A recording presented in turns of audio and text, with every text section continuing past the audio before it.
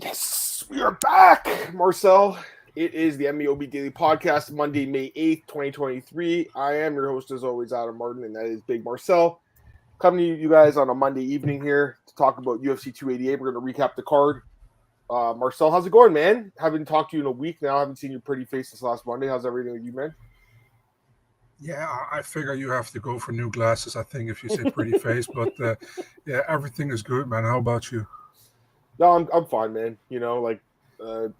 Pretty good weekend overall. The weather was really nice here. I don't know, how's the weather up there in Holland? Is it good right now? Or it's kind of 50-50, man. We had a good day, I think on Tuesday, on Thursday or Friday last week. Yeah. And it's getting rainy again. And yesterday should have rained, and then it didn't rain. And today it was very, how do you say it? Humidity pretty high. So we always have that high humidity here, man, when it's like, it's just annoying, you know? But yeah, some people can have it better than others. I prefer a little bit. Listen, man, I prefer the sun, but I like with a light breeze in it. You know what I mean? That's always good. But over here, it's always when it's really hot, which is not now, but when it's in the summer, it's sometimes really hot. There's barely any breeze, and it's just like humidity is pretty high. So not really my climate. I get it. I give you an example, man. When I was in Barcelona, you know, you had the sea climate. You know, it was really nice to be there, and it was hot as well. But you had some breeze. And over here, I came back was like I think like 10 degrees lower here, Right. but fucking sweating as an idiot. So yeah. You're always sweating though, man. You're always on under the heat, right? So there you go. Yeah, I mean, I'm fat, so I sweat quicker. So. Anyways, that's good, Marcel. I hope you guys in the chat are doing well. Let's get some comments here. We got Glenn here. We got Knox. We got Beercha. Everyone, we're doing well. We're looking forward to talking about the card. I say let's dive into it, Marcel, right now. Let's get into UFC 288, guys. All right. So, as always, pretty crazy card, right? Like, definitely some fights we didn't see coming. Maybe some we saw coming, but didn't predict them right away. Some we didn't predict right. Some picks we made that were good. I mean, Marcel, I got another main event wrong. I mean, I'm just sucking with the main events this year, guys. Like, it is absolutely not on purpose. And in this case, I scored the fight for Cejudo. We're going to talk about this fight now. So, very close fight for the main event between Sterling and Cejudo. Split decision. I mean, I think it could have gone to either guy. I really do. I really believe it comes down to round two. I think that's how the defining round of the fight. And I'm looking at the stats right now. I haven't looked at them yet. This is the first time I have. I knew Sterling outstruck him, obviously, but I just wanted to look at that round specifically. It was Cejudo was struck by 2 significant strikes, and there was like nothing else that happened. So it was so close that I could see why people give it Sterling, but to me, that's the kind of the swing round. I edged it to Cejudo, so I gave him 2, 3, and 5. That's what I had, Marcel. Again, very close fight. Did not have an issue with the decision. I wasn't happy about it because obviously I picked Cejudo, and I was hoping he was going to win, but it is what it is.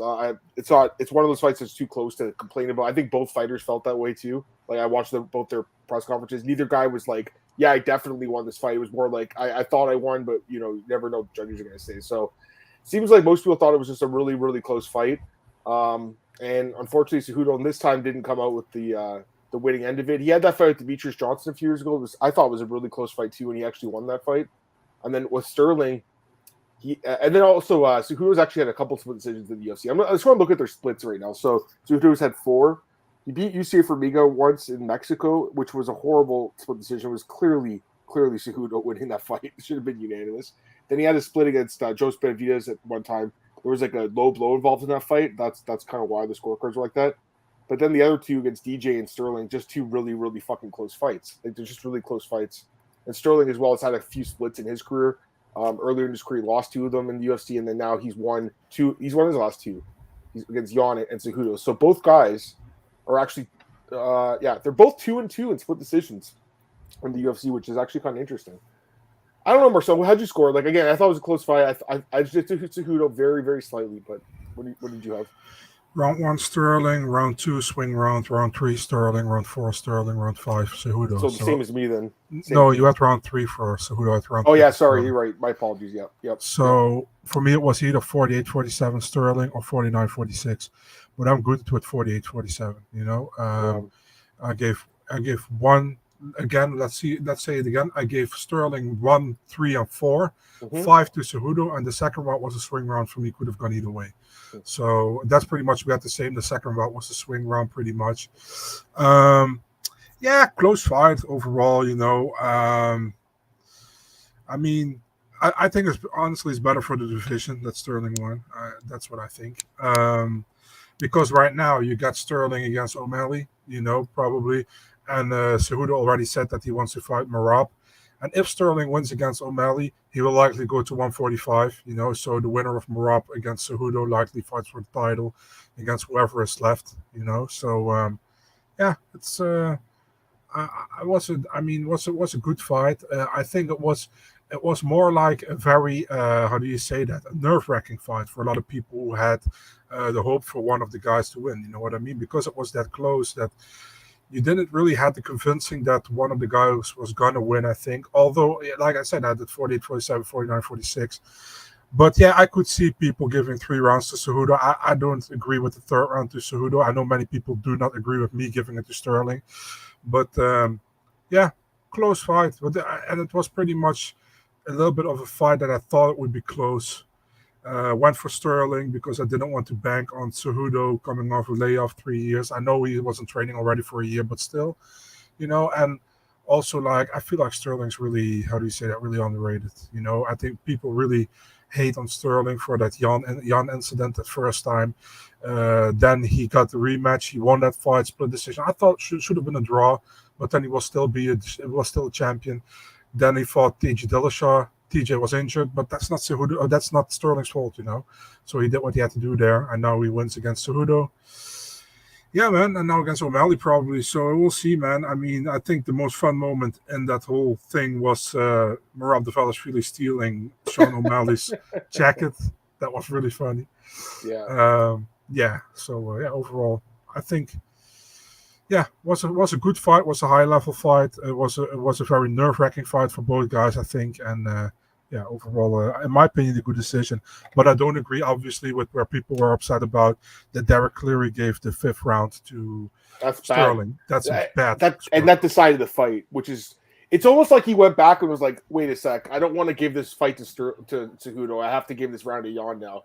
It's fucked up. That guy's not a good judge, man. He fucks up a lot, I find. And again, I don't have a problem with the ultimate scorecard here, but getting there with the 5th round is bad, right? Isn't it bad? I think it's terrible. Yeah, it's a very bad scorecard. But yeah, on the other side, in my opinion, I say still the right guy won. So I think that he scored a bad round for Cejudo, in my opinion, on the scorecard. But he also scored a bad round for Sterling. That 5th round should have never been Sterling's. And even Sterling admitted that the 5th round was a bad round for him. Yeah. So, I mean, yeah, I really think it, like Marcel, some of the rounds were kind of like easy to score, and that, like, I think 1, 4, and 5, right? I think 2 and 3 are the kind of trickier ones, but again, like, to me, it really comes down to that 2nd round. I think that really is the round. Yeah, that's the swing round for me too. Yeah, I think that's really the round that decided the fight. So again, it was a little disappointing, guys. Obviously, like I was really hoping to nail this one. Thought I made a sharp pick here, but in the end, it went down to the judges, and they gave it to the other guys. So it happens. So anything else you want? Like, there's a few things for this fight. So first off, it looks like Sterling's going to fight Sean O'Malley next. Did they put odds up? Let me see if there's odds for that now. Yes, there is odds. Minus 240 Sterling, plus 205 on Sean O'Malley. So new odds for that, I believe, are out. When did those come out? Yeah, those came out a couple days ago. I mean, it makes sense in Sterling's favor, but I think O'Malley's got a chance to win for sure because the improved grappling, takedown defense, and the superior striking should help him in this fight. Like, again, there's no guarantee he won't stop the takedowns or the backpack at all, right? Because Sterling out-grappled to who. What really surprised me this fight, Marcel, was that he was able to get him down 4 times, right, and control him a little bit in the ground as well, Sterling. As far as like the striking goes, I was thinking who would be a little bit more effective there, but the reach was an issue for sure. Sterling obviously has a long reach, and I think that really helped in this fight. But yeah, it was just a close fight, man. I'm kind of with you. Like it's not like anything to get upset about, if you had a bet on Cejudo, because it sucks, but it was just that close a fight where you can't really complain about it. If you had won, you would have been like, oh, I got lucky, and vice versa. So anyways, good fight. And by the way, it looks like Cejudo wants to fight again. He called up Merab today. I think that fight makes so much sense because the thing is, Merab's in a weird spot. Yeah. He's in a weird spot, but if he beats Cejudo, it's like it's the perfect fight right now for him. it helps cement his legacy as one of the best guys, and it helps Cejudo as well get back, because I think if he beats Sterling, they might do a rematch later this year or next year, you know, right? So yeah, if he beats Merab with Sterling, and you like that fight too, eh? Yeah, of course. I mean, Merab is in pretty much in nobody's land. You know, he's like the number one contender who doesn't want to fight for the belt, and so fight the second best guy, pretty much. You know, who's not going to fight for the belt right now because he lost. Fight Cejudo. I'm also cool with the Sandhagen fight. Don't get me wrong, but I mean, Cejudo is good for me as well. You know, you can fight Cejudo, and listen, man, I would say do Cejudo against Merab. You get Sean O'Malley against Aljamain. Let's see what Aljamain does. If he wins, does he go to 145? Or if he wins, and Merab, I think it will be this way. If Merab wins against Cejudo and Aljo wins against O'Malley, Aljo will go to 145. That's what I think. If Merab loses to Cejudo, I think to do the rematch if Aljo wins against O'Malley. You know, that's right. That's pretty much how it plays out, I think. Looks like Dana wants that fight in Boston, but I mean, Sterling, can he even make that quick of a turnaround, though? Do you think so or no? I don't know. I mean, we'll see. It's like in 3 months, right? Yeah, it's pretty quick, and he cuts a lot of weight as well, I think. So Sterling, I don't know if that's a good idea, but we'll see. You know, we'll see. But to ask if Sean O'Malley makes a chance, yeah, he makes a chance. Definitely stand up, but. Man, I wouldn't put my money on O'Malley against Sterling, to be really honest. It's too much of a tricky question, in my opinion. It's a tricky fight. I mean, it really is. But I do think Sean O'Malley has a good chance to win the fight, to be honest with you. So we'll see what happens. We got some comments, guys. Yeah, what's up, man? How's it going? Talking about the Lopez Evloev fight. We'll talk about that in a sec. Evloev, I got that right. I'll pronounce it right today. Cejudo, I thought so too, but it was close. Beatrice talking about Lopez. Yeah, it was close too. We'll talk about that fight as well. Beatrice liked Cejudo as well. There you go. Yeah, Knox, I appreciate that, man. Marcel told me this last week, I think, as well. I'm fixing it all. I have to go back through all of them now. I don't know what happened. I think I copied and pasted the template and just didn't. I just completely didn't see that, so I gotta fix it now. I'll fix it though. I appreciate you telling me. Thank you. I'm extremely disappointed Cejudo ticket did not win because one judge gave round 5 to Sterling. See, that's what I'm saying, Marcel. That must suck, you know, right now. Like, especially Marcus. We talked in private. He got a significant amount of money on him, and to see that scorecard must be pretty fucking brutal. Not gonna lie, dude. Not gonna lie. JPH and Market. Marcel. I'm a little surprised, but there's actually quite a few guys that had Cejudo winning the fight in this chat. Knox gave it to Sterling. Yeah. Clearly didn't give round 5 to Sterling. Yeah, exactly. It's fucked. It's fucked up. Sugar Shaw better work on his takedown defense. Aljo doesn't get hit clean. Aljo beats him easily. I mean, he's favored. If you like him, go lay that juice. He's minus 240 right now, so it's reasonable still. Surprised everyone's okay with allowing him next shot because they've already announced it. Plus, he did, even though it was closer than Merab's fight. Obviously, he beat Jan, and the problem is Merab's not going to fight Aljo, so that's why I think people are like whatever. If Merab was in Aljo's teammate, then people would be like freaking out about this right now. I think. Yeah, I know what you're saying, JPH, whenever you lose a split, but it was like a pick'em fight. It's not like you laid minus 400, like the Chaos Williams fight, and he did win, but imagine he had lost. Then you would have been like, fuck, why did I bet on this guy? So, can't call him Curry the best. He doesn't fight Merab. He's not going to fight him, man. They're friends. They're not going to fight each other. I hope they do. I personally, listen, I'm not going to say I don't understand it. I obviously do understand it. I've been around this game for a long time. I get it. You don't want to fight your friend. I get it. But do you understand that these guys beat the shit out of each other in training all the time too, for free, like in sparring? I don't think people realize that, you know, like Cain Velasquez and DC used to talk about that, Marcel. They're like, oh, if you want to watch this fight, come down to AKA and watch us on Saturday morning or whatever it was. Like, okay, that's fine. And those guys ended up having great careers and winning belts, but for the majority of fighters, you're not really going to get that chance to go to another division and try to win a belt. It might work in this situation because Sterling is a champ. He might get that chance to go to 145 while his friend goes to 135, but usually it doesn't work out. By the way, what happened to Merab going to 125? Didn't he talk about that a while ago? Wasn't he saying, hey, I'll go to flyweight? I swear to God he said that, didn't he? No, I can't remember. It's possible. I don't know. I'm going to Google it because I want to see this. I think he did say I would go to flyweight, you know? Potters flyweight with Aldo win. This was last year. Well, I don't think it's going to happen now. It's probably a little bit too late, but yeah. All right, a couple other comments. Thoughts on Herat, Henry Conrad. Great fight.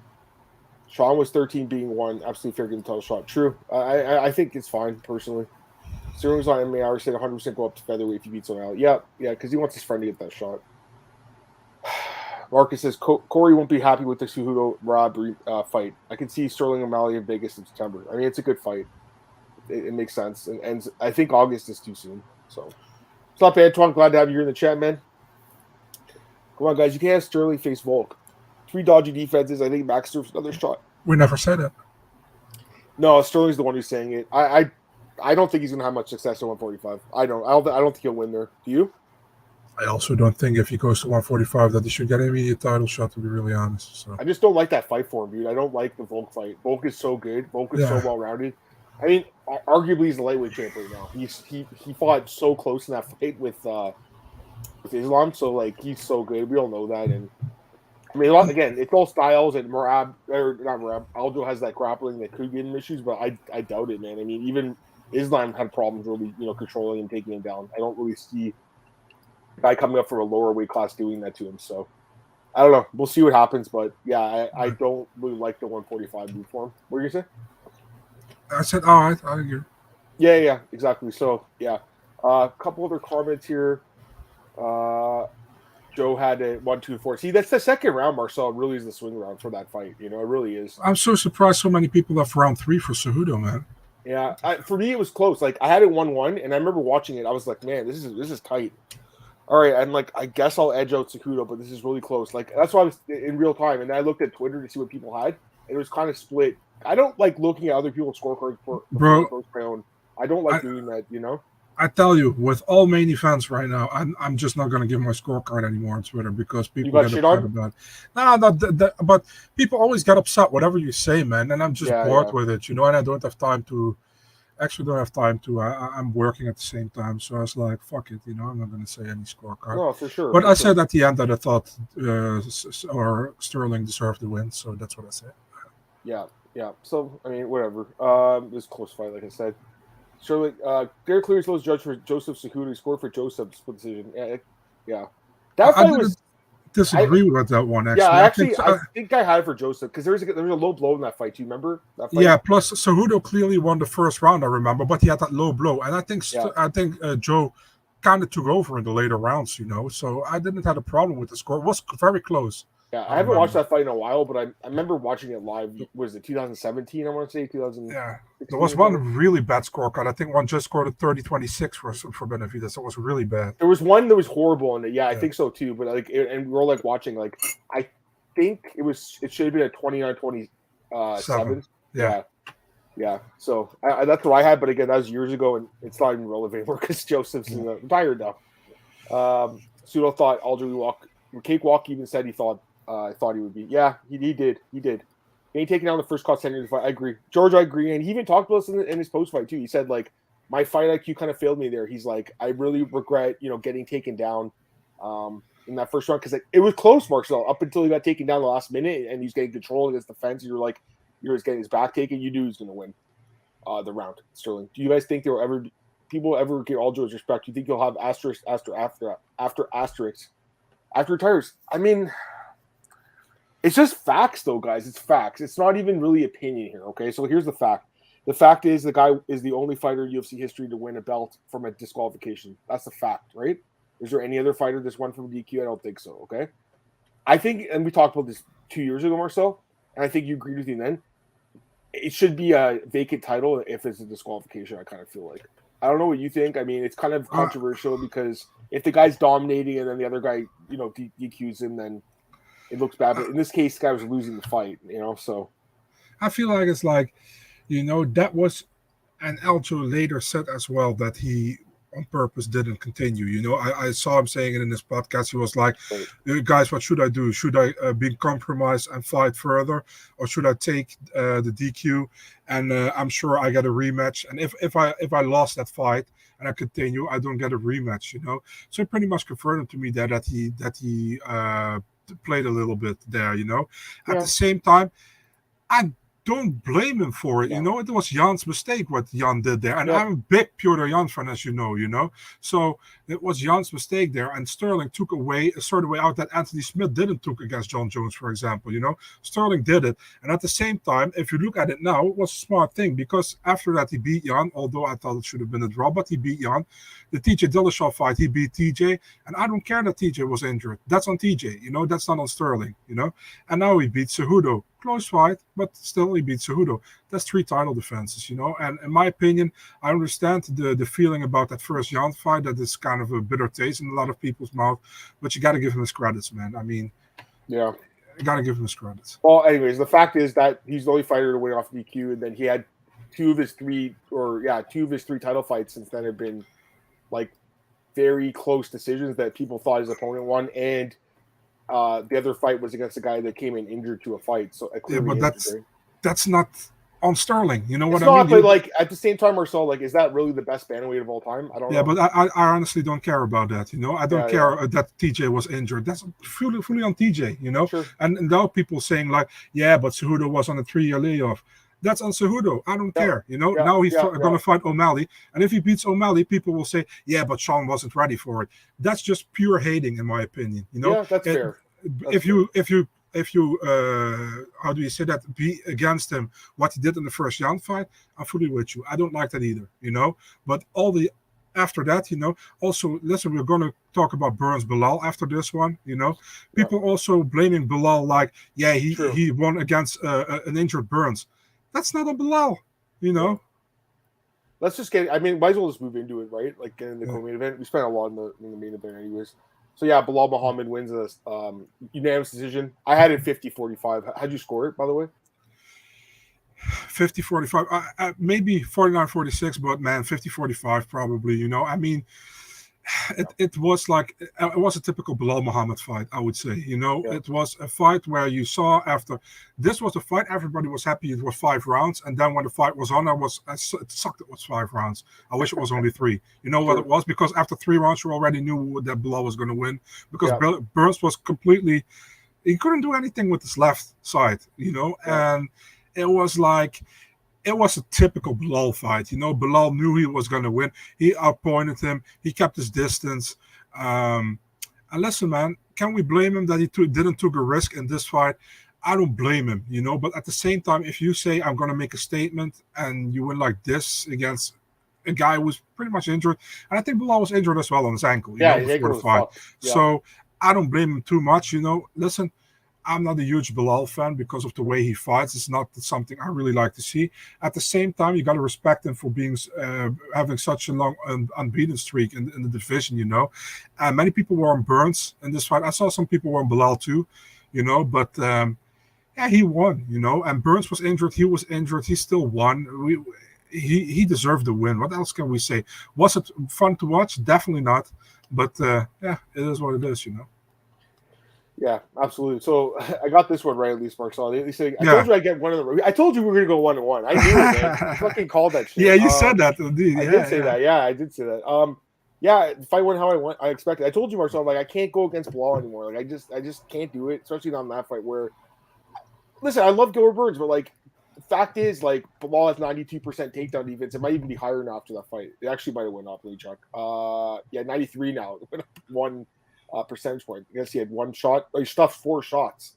That's so high. Like it's almost impossible to get the ball to the ground. And on the feet, Marcel, you know, we did see that improvement in that Brady fight with the boxing, and you saw it again here. He's a decent striker. Now, it wasn't the most exciting fight, I guess, obviously. But he did well, like you said, and you're right. I mean, people were trying to be like, discredit the win, right? Be like, oh, but Burns was, you know, compromised. But Belal was too, like you said. So to me, they were both compromised. Belal won a shitty fight. That's really what happened. He won a shitty kickboxing match. Marcel, we talk about this all the time. 2 grapplers go in there, it turns into a shitty kickboxing fight. That's kind of what this was, you know? Like, it wasn't super impressive. It wasn't terrible either, but it wasn't just like, who watched that fight and was like, I can't wait to see Belal fight Leon? No one. But considering the circumstances, short notice, like Ramadan, the injury, everything else going on, like he's going to be next after Colby fights Leon. So Belal's going to have to wait a while. I mean, that's. We won't see him back until 2024, No, maybe. unless they still make him fight Shavkat. They might just. He's not going to take that, man. No way. I mean, he did this fight so he didn't have to fight Shavkat. Smart in a way. Like, who would you rather fight, Burns or Shavkat? Obviously, Burns, right? So. And in his full right, by the way, not taking that fight. You know, no, he's in his right. Yeah.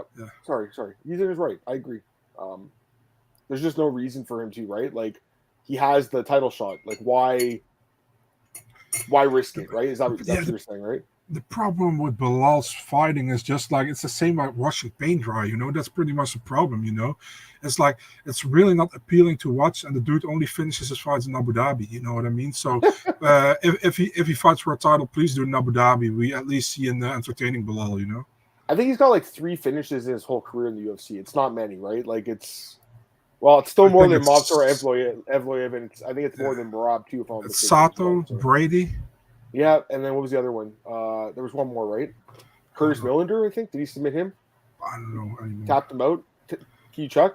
I think he did. Oh, should I check? Okay, if you want me to check. I'll check. It's okay.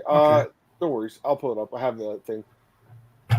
No, you decision team. Who was the other guy? Augusto Montano. That's the other guy. Oh, the red hair. Yeah. Yeah.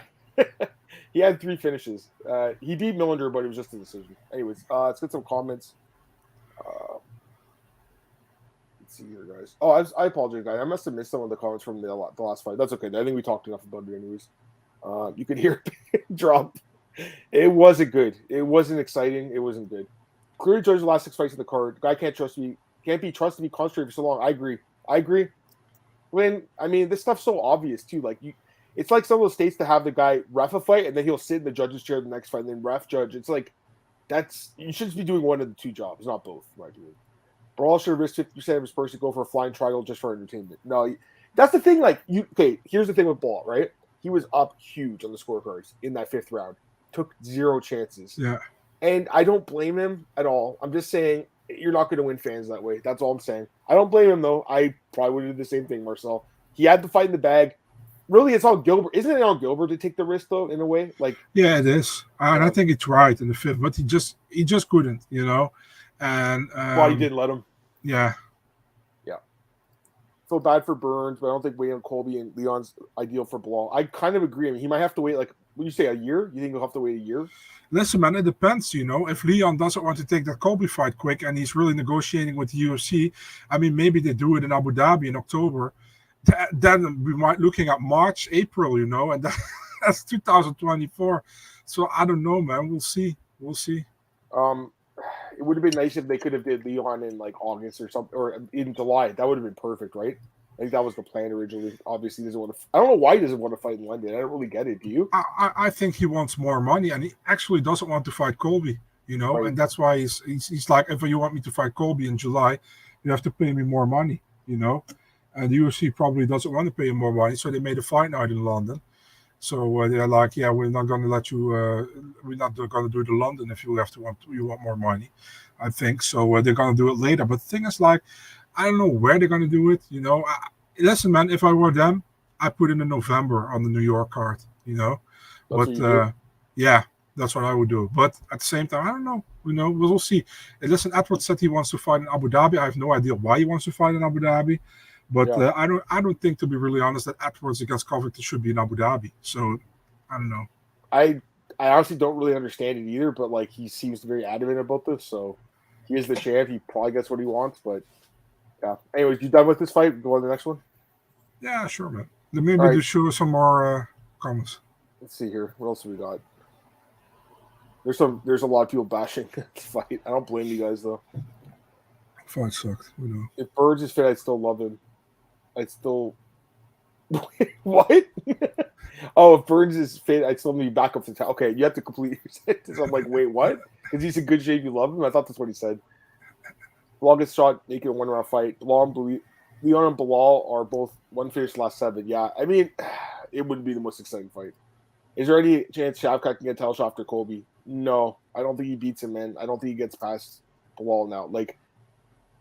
You can't deny Belal anymore. That's it'd be pretty fucking messed up if they were like, yeah, you did this for us, but you know we can change our mind. I mean, they can. They did it before, Marcel. It's not like they haven't. Of course they did. You know, Dana's a liar. I mean, he lied about the numbers. By the way, did you guys see that? The whole thing. The slap thing. Do you see it? So they were some guy. Okay, so I've never heard of this guy, but he works for MMA, I guess. Like, I think he's a freelancer. That's what I think because I also never heard about him. I haven't heard of him, and I'm assuming he was there covering the event for them because they have credentials, right? So he was asking Dana about the numbers for Power Slap, and Dana said that our social media is bigger than the NFL, MLB, NHL, like NBA, WWE all combined.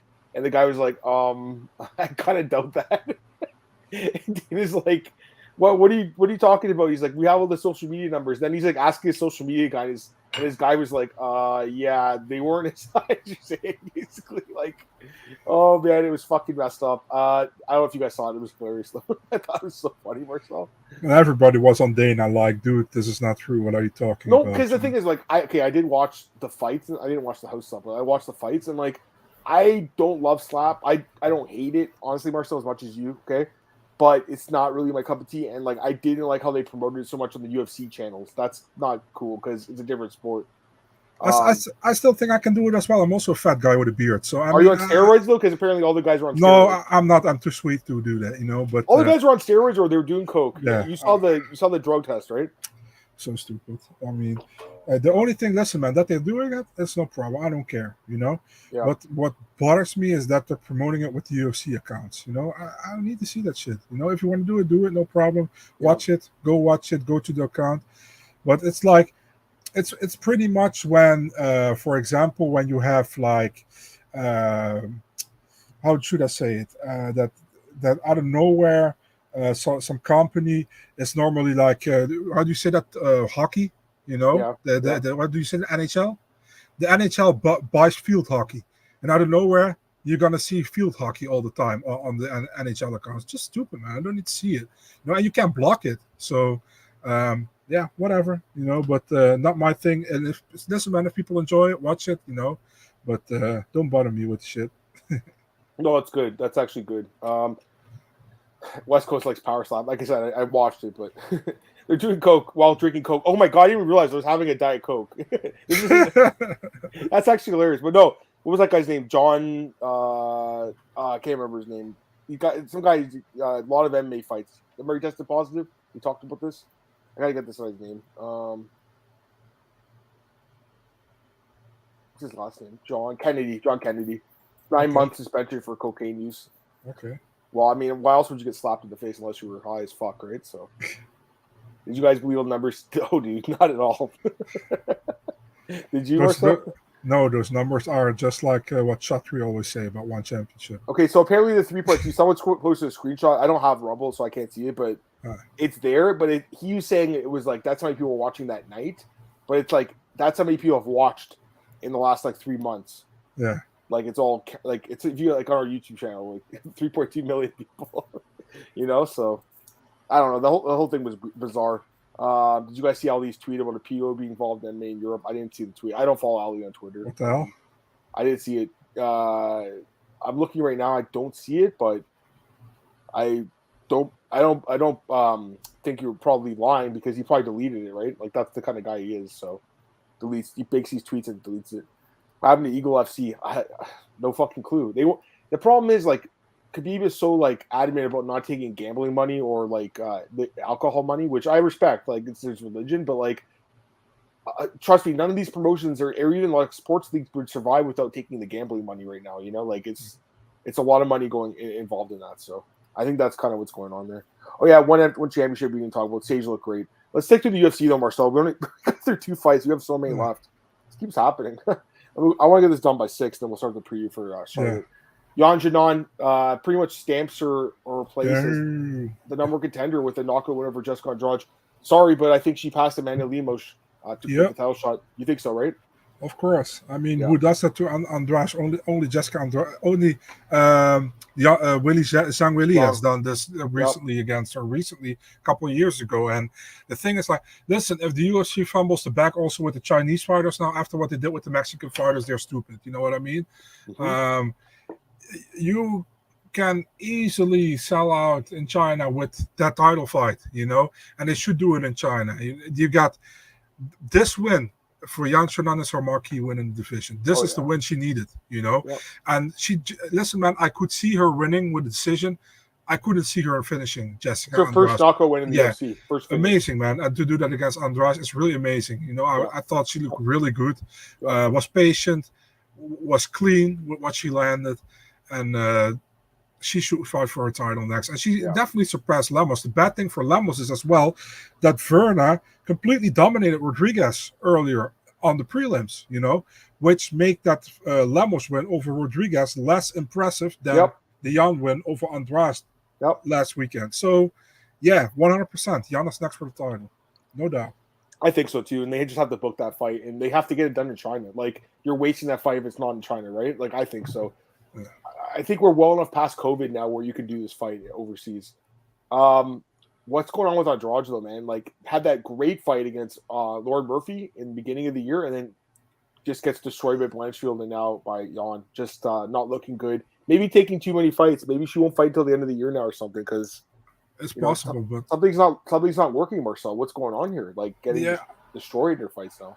I said in the comment section to James this afternoon, like, I think like they're gonna do Andrade against Tatiana Suarez now. That's what I think. I really think like Andrade lost to Blanchfield on flyweight. She lost to Shevchenko already to the champ.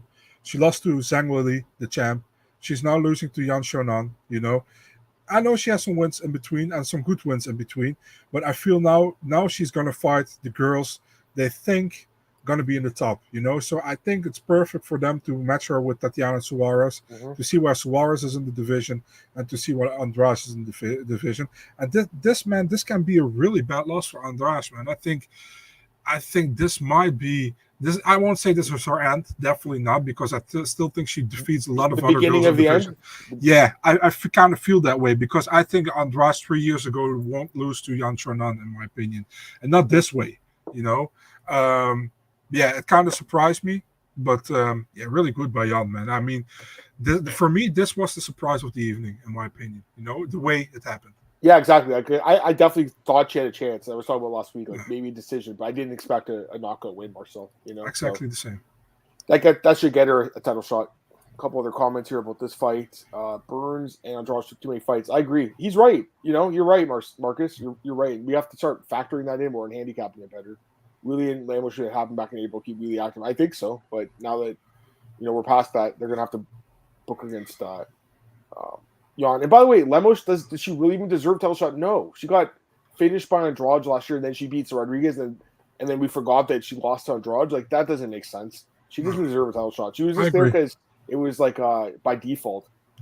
Yeah, Jan is an actual contender now. Like she's looked good. So plus the fact that Jan beat Dern in our last fight, and before that the Rodriguez fight was super. Dude, close. I thought you won that fight. You know? Like so, I talked about this. So yeah, I'm with you. I had Jan winning, but KO Andrade is crazy. I agree. It's a huge fight. Is Andrade on at the top? She's probably not a contender anymore, man. Unfortunately, she probably still beats a lot of like the top 10, like bottom of the top 10, but the top 5, I don't know. Got to wonder how much the cut took her on Andrade. It was 3 months, Glenn, but you're right. I mean, she's been fighting, like you said, at 125 and now goes back down to 115, right? So I think that cut's not easy for her. You guys think Jan's win made Aaron's win over on Jessica less impressive? Not really. She finished her in a different method, right? It was on the ground. I think they were both really impressive.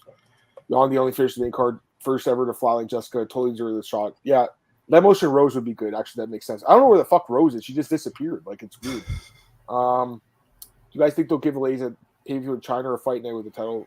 But they're not really doing the free fight nights though anymore, right? I wouldn't be surprised. They did the Andrade against Zhang fight was also a fight night. Remember? It's 3 years ago. It's so long ago now. Yeah, they don't do. And yeah, I'm actually with you, Adam, because I think they raised the pay-per-view prices and they need headliners for that pay-per-view or to fill the pay-per-view with title fights nowadays. You know, so and sometimes there are cards where they barely just get one title fight on a pay-per-view card, you know, so they really need to spread that on pay-per-view. So I'm with you, man. I don't think they will do that anymore. You see that with the Canada card with Nunez against with Pena Nunez, you know. They really need that one title fight, just like they had with Sterling and Cejudo. They had one title fight. Remember when they had like years where you had 2 title fights every card, sometimes even 3. That champions were much more active. You know what I mean? And right now it's like, I don't know. You know, some guys are not really active. You're not wrong. You know, like you're not wrong. All right. Andrade striking versus Jan was sloppy. Yeah, she didn't look good. She was headhunting, man, without looking. Man, Glenn's not wrong. There's too many fights in a short amount of time. I mean, she made some decent show money, but she only won one of the fights. All right, She next switched fight. management, by the way, as well. Right? Who's she with? Ali? Yeah, she switched from I think from Okamura to Ali. Yeah. She was with Thiago, right? That's what I thought. Yeah. Alongside with Marina, she went with her. So. Well, great job, Ali. Both your fighters lost. Good management. All right, we'll go to the next fight here. We had Movsar Evloev defeats Diego Lopez.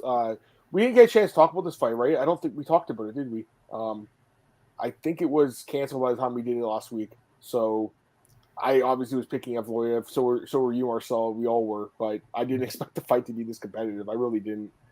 I know the guy lost, but I thought he looked pretty good. I thought he lost. Was it 2-1? I can't remember. I think was it the last round I gave Lopez? I can't remember. I think I had a 2-1. But either way, I mean, the guy looked good in the loss. Like crazy submission attempts. It's crazy Evloev was able to get out of some of them. They were so tight. The guy looked fucking good, man, for a short notice replacement for sure. Evloev 7-0 with 7 decision wins. He's got to finish a fight. He has to. He knows it. He talked about the presser. He's just like, man, another decision. Like he's not happy about it, And that's really kind of the stamping your ticket to a title shot is by finishing people. So it was a great fight. He got his first bonus at least, but he's got to finish someone. But this dude was super, super game. What'd you think, man? I really like Diego Lopez, man. Got a crazy story about him. Like, I think he at a certain moment, he went from Brazil to Mexico to work on a stand-up. He became BJJ coach of Lobo Gym with training Alexa Grasso, for example. Took a short notice fight to fight a Dana White Contender Series, I think, in 2021, I think, or 2022 it was, or 21. And he was supposed to fight, he was fighting Joe Anderson Brito. He replaced Askabov back then, lost the fight. Then I got told by his management that he would get signed by the UFC if he won the Fury FC title. Right after that, he lost a close decision. I thought he won the fight, so he didn't get the contract. Went back, fought for Lux FL one time, and fought for Fury again. Got 2 wins. Got the call finally for the UFC. He has to fight Movsar Evloev, and dude fucking gives a great performance. A great performance. If somebody's stock, which Marcus always asks, which one stocks dropped and which one stock went up, his stock went up from this one. Many people were like, "What the hell is this kid fighting Evloev? He's going to get destroyed." Not at all. I think Evloev won 2-1. But he looked good, man, Lopez, and I think he's going to give many people a difficult time in the division on a full camp. I mean, many people were also thinking like he lost to Joanna Sabrito last time in the Contender Series. That was also not on a full camp. It was on a week's notice, less than a week's notice. And this one was also less on a week's notice. So, I mean, give this guy a fucking training camp, for God's sake. Yeah, give him a training camp. I'm happy the UFC gave him his win money as well. Plus, he got the fight of the night bonus, so he made a lot of bank that night, and he fully deserves it. He did well, man. He looked good. And so again, I didn't know much about him, and then obviously we heard he took the fight.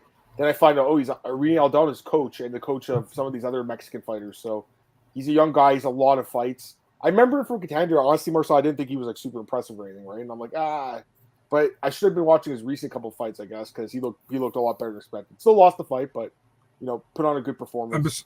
And besides that, super humble guy as well. Really nice to talk to. Really cool guy. So he's Aldana and Grasso's BJJ coach. Yeah, he's like training at cross training at Lobo Gym, and I think it's his own gym, like Brazilian Rory or something. And he's there with the Alessandro Costa, that gym. So yeah. Evloev stayed by the belt. Was it arm triangle? What was it in the first round? Can't remember. First round was an arm bar, I think, and the third round was the knee bar. Knee bar. Yep. Yeah, man. It was wow. He looked good. Evloev's stock dropped, even though he won. Lopez's stock went up. I don't know if Evloev's stock really dropped. Honestly, I don't think it did. I just think the other guys went up. Personally, maybe you guys disagree. What do you think? You think it dropped? Sorry, can you say again? Do you think Evloev's stock dropped or no? Listen, man, it's difficult. I think Evloev was a finisher before he came to the UFC, and he isn't a finisher anymore now. But what happened? I don't know. Yeah, he's fighting weight class up. He fought a bantamweight in M1, but I don't want to put too much stock in it. It's also short notice for Evloev. I know he is a ranked guy and he should take out a guy who comes on short notice making a debut. At the same time, if he fights Mitchell, I still favor him to win the fight. You know what I mean? So yeah. I would, yeah, definitely. I would rebook the fight. Why not? Yeah, they did train for each other, and I was looking at the rankings. There's no clear fight for him unless he would fight. Maybe they give him the Zombie or something, but I don't even think the UFC would do that. I think they're going to give Zombie one striker and then have him retire. Giga, probably. Giga. That's what I was thinking too, right? Unless they do the who was it? Barboza was calling him out. Wasn't that Barboza? Yeah, they could do that. I like that as well. Who was it? I like that as well. Yeah. So, because he's not going to fight Max, is he? Unless they gave Evloev Max, could they? No, because I think also Zombie called out Max, and Max called out Zombie. So that's the other fight it was. Yeah, it was Max and Zombie, and Barboza, I think, called out Zombie too, didn't he? Yeah. So they all want the Zombie, man. They see a guy just got his face rearranged by Volk, and they're like, "Give me this fight." True, but it's a fun fight as well. Zombie always comes to scrap. I love the Zombie, dude. Are you kidding me? He's the Zombie. He's a legend. So I'm good with either of those fights. Let's see if there's a few comments about this one as well. No meaning rankings has a guard like Lopez. Expect if we all have to have an easier time. Possibly. The guy's guard is ridiculous. It was so good. Do you guys think Sterling O'Malley will headline 292? 292 is when? In September? Probably. 3 judges, 3 different scorecards. Yep. I think one had one round. And 292 is Boston. The other one had round 3. 292 is Boston? Yeah, man. That's at August. Wait. What's 291 then? 291 is going to happen in Salt Lake City. I think this is the last week of July. They're going back to Salt Lake again? Yeah, that's what I've heard. July 29. Why? I'm hearing July 29 Salt Lake City and August 6 Nashville. That's what I'm hearing. For pay-per-view in Nashville or just the No, that's a fight night and the Salt Lake City's pay-per-view. Did they sign a contract with the Salt Lake City venue? That's what I'm hearing. I have no idea. Oh, they did. So that makes sense, right? Because why else would they be doing these pay-per-view cards there? Especially at Elevation. I'll say this: if they do go back there and whatever, the people of Salt Lake deserve their May. Don't bring the heavyweights to the Elevation, Marcel. They probably bring Hill or something. Hill against Prohaska or something. I think their main event's going to be Jilton, Almeida, and Parker Porter too. They actually fought against each other already. I know. That's why I said 2 in the rematch.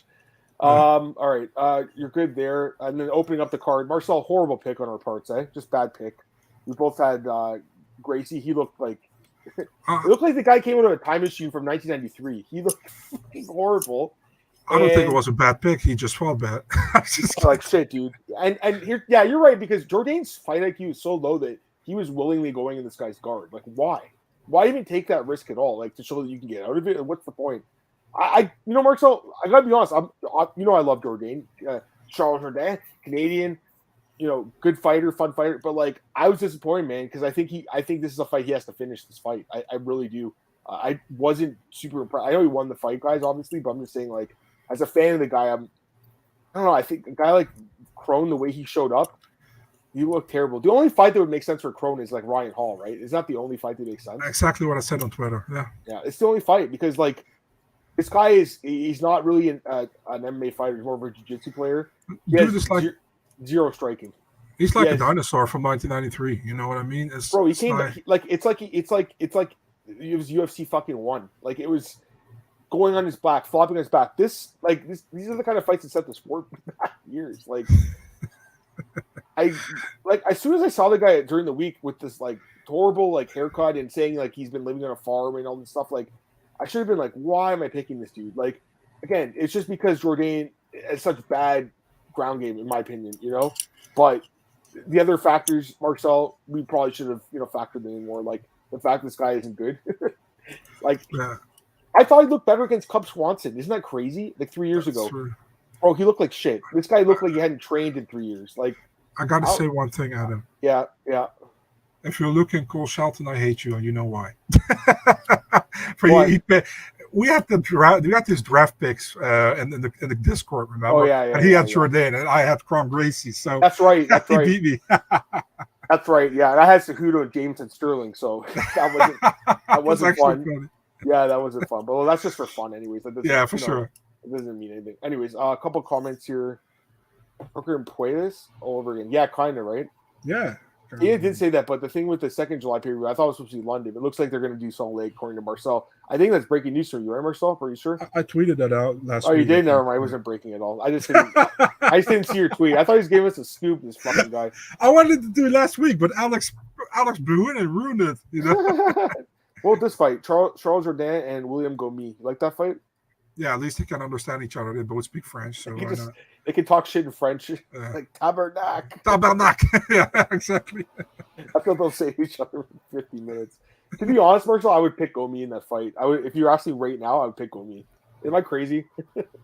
Yeah, but not because of that. I'm just kidding.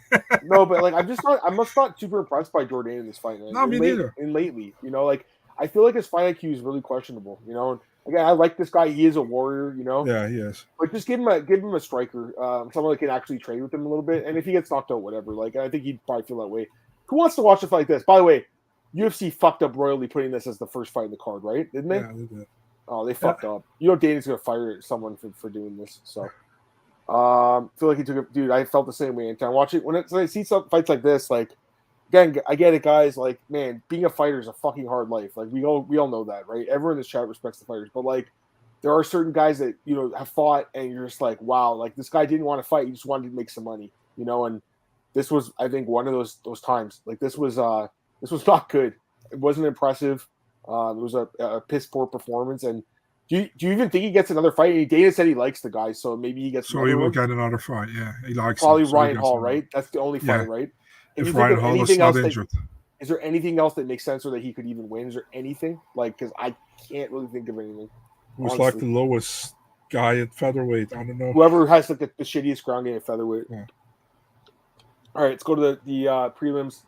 Matt Frivola, guys, performance of the night, knocks out Dober. Dude. Now, I do honestly feel like it was a little bit of an early stoppage. I honestly think so because we know how tough Dober is, and he was still in it. But at the same time, the ref's in a tough spot. It's like that fight was it. There's been a few fights like this recently, eh? Padilla and Arosa. What was the other one? Bruno Silva. Bruno Silva and Tavares. Actually, this was like this, right? What do you think? Kind of comparable. Drops a really tough iron chin guy, and then the guy kind of recovers fast. I said when I saw the stoppage, I was like, maybe it's too early. Then I see Dober when he's standing up. I'm like, it's a good stoppage. That's the thing. He was still stumbling, right? So, like, I get it. I'm just saying, like, it kind of looks bad on the replay because he is waking up from it. But either way, Marcel, regardless of the stoppage, the fact he dropped him like that, the fact he won the fight, I mean, he's gonna get fucking ranked, dude. Pardon? He's gonna get fucking ranked. Oh, he's. I mean, Dober was 14, so he's taking a spot. Yeah. I just think this is such a big win for Matt Frivola. I really like this guy, man. He's turned into such a fan favorite in the last couple of years. It's crazy because remember I picked McKinney a few years ago. I was like, oh, McKinney's going to spark this dude. He did. Yeah. And I'm like, man, Frivola really sucks. Like after that, like, this guy really does suck. I knew it. And then because he's been winning all his fights. He's looking fucking great. Like, yeah, he lost to Armin on short notice, right? That Armin just took him down. But like the fact he took that fight's kind of badass too, to be honest. No one wants to fight Armin on like. But you know what the crazy thing is? Actually, he was known back in the day for his good grappling, you know, and he fell in love with the striking. But the striking has become better now as well. So he is actually kind of a man. If he can make sure he doesn't get knocked out, he's a very good guy, you know, in the division. I think, you know, and Frivola, yeah, I really like him. He's a fun guy as well. Really, really nice and. I'm happy for him, man. He finally found his way because I think he always brings it. And this is a big win, dude, against Dober. It's a really big win. And the triangle is complete, right? Dober won against McKinney. McKinney won against Frivola. Frivola won against Dober. So. Yep. So Frivola is the best of the three, I guess. Yeah. I guess. Huge win for him. Who's he got next? He called it Patty. But do it. There's no way they're going to book that fight. No, of course not. They could have did it 2 years ago when he was first calling him out. I remember when that first happened and UFC didn't book it. I think they gave him Gordon instead or someone, or it was Jordan Levitt maybe. I'm like, man, why didn't they do this fight? Like, this is a fight Patty could win. But like a year or two later, I'm like, holy crap, Frivola would have destroyed this dude. What about so Matt Frivola is going to be probably ranked 14th, I would guess. Probably take the spot of Dober. Here are some options, guys.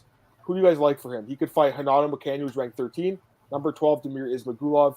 And number 7, if they want to give him a push up the rankings, Mateusz Gamrot, number 7. Those are the 3 guys that are ranked above him.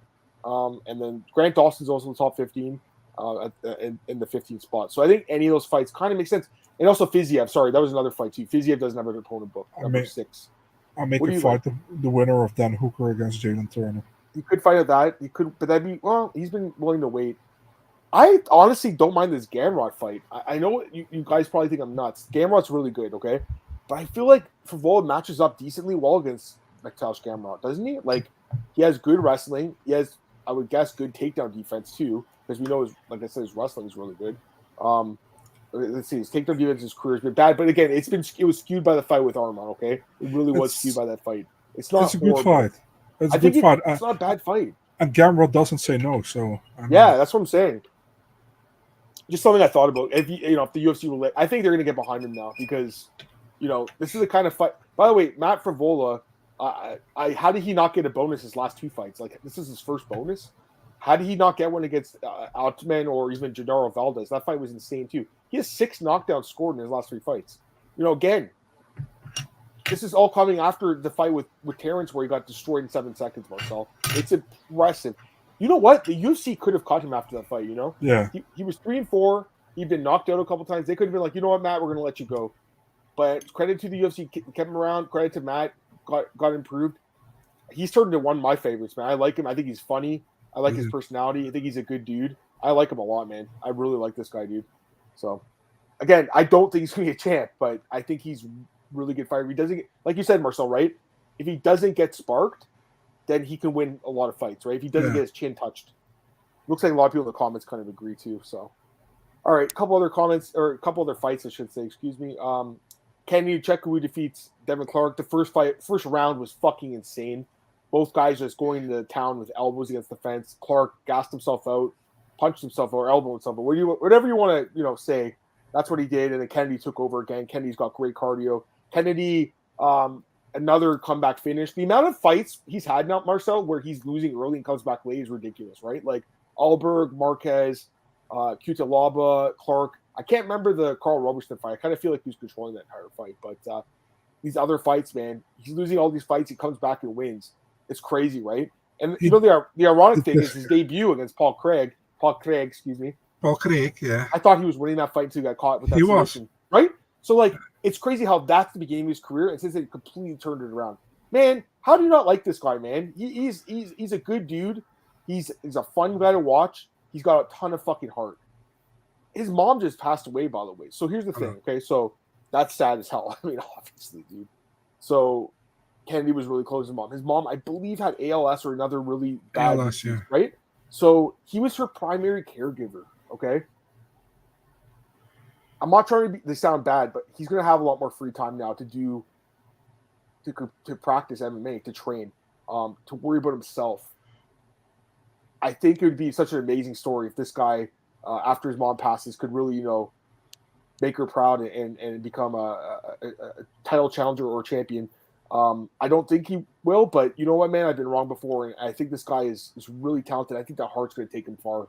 So I just think Marcel, he has a lot more free time now to do what he wants to do for his career, and I think what he's been doing is just it's so unselfish by taking care of her, and because a lot of people would just move on with their lives, a lot of adults will just move on, be like, Mom, you're on your own, or go to a hospital or whatever. But he took care of her, and I don't know, man. I just really like this guy, Marcel, obviously.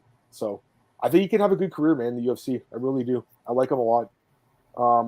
Because think about it, man. If you had like a responsibility of taking care of your mom, right, and then she's not there anymore, you have a lot more free time to train, do whatever else you want. So I think he's going to do really well, guys. I think he's going to have a couple more wins in the UFC. He's top 10 right now, or no? Is he top 10? No, he's not on the rankings. He's not ranked. Okay, well, don't you think he should be ranked like 15th at least? Yeah, like, maybe he comes in the rankings now. Yeah, I would assume so. I mean, I honestly would have him ranked above a guy like probably even Crute. And Crute, is that fight official, by the way? Crute and Manifield, I don't know, man. I've heard about that fight like 3 weeks ago, I think, and somebody posted it as well 3 weeks ago, but I haven't heard anything about it. So yeah, I'm not going to post it if I'm not sure.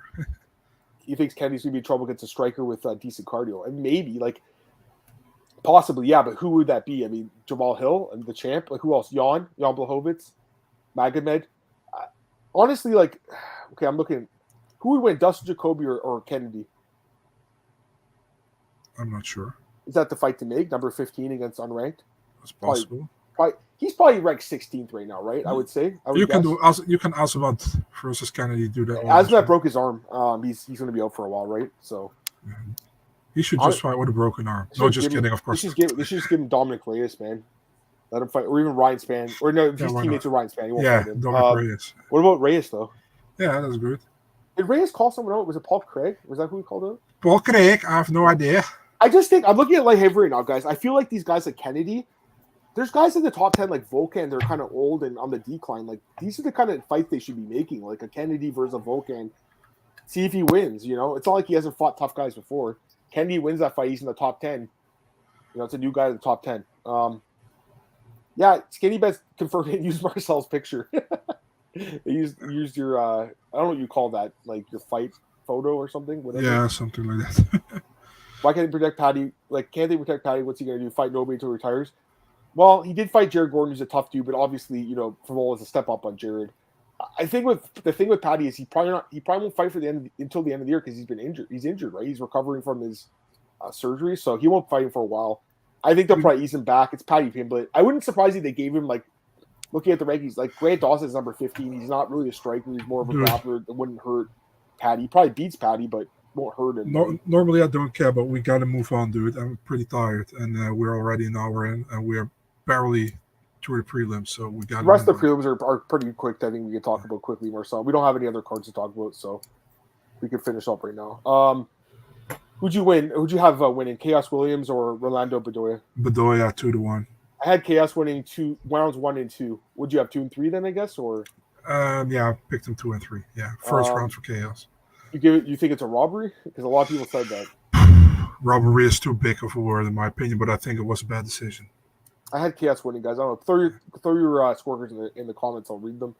We had Virna Jandiroba. It's not Jandidoba. I heard your pronunciation, or is it Drake Riggs or someone? Is that who it was? They had a clip of her saying it. I don't know why John Anik says it's like Jandidoba because she herself said Jandiroba, and I'm like, well, that's how it's spelled. I'm not sure why the commentating team changed her last name. Do you know why? No, man, it's just annoying as well. You know, I also asked Okamura as her manager, and he said the same thing. It's like it's Jandiroba. So he's like, easy to pronounce. Yeah, and it's like, man, and if you say something, people's like, yeah, Anik has the tape, so he knows. No, he was wrong. You know, sometimes Anik is wrong. He's a great commentator, but sometimes he's wrong. Just like Manon Fio doesn't make sense either. You know what I mean? It's Manon Fio, not Manon Fio. So yeah, and remember, he's gonna remember so many names. You can obviously give him a break on it, but yeah, I'm with you in that. Yeah, listen, man, it's like if 99 people from the 100 say it's like that, it's probably like that, and you can search it up. You know what I mean? So, right. All right. A couple other. Well, anyways, Virna won easily. I was kind of surprised how easily she controlled. Yeah, that. She looked good. Bro, 12 minutes of control time. Marina's not a contender anymore. She's not. She's not getting better, unfortunately. Parker Porter defeats Braxton Smith. I called it to this fight too. I told you guys. I'm like, this guy has bad cardio. He's going to gas. I told you. I didn't think he gassed out in 2 minutes though. I thought he at least lasted a round. Bro, is that the quickest someone's ever gassed out in the UFC? Like, it might be, right? They should match him with Chris Barnett in this next fight, I think. That fight would be fine, honestly. It would be, but yeah, like, what do you think, man? He was like, I think he was on for like 1 minute and 30 minutes. 1 minute and 30 seconds, and then he pretty much shot for a very lousy takedown because he was tired. Parker Porter took over and he got a full mount and he won.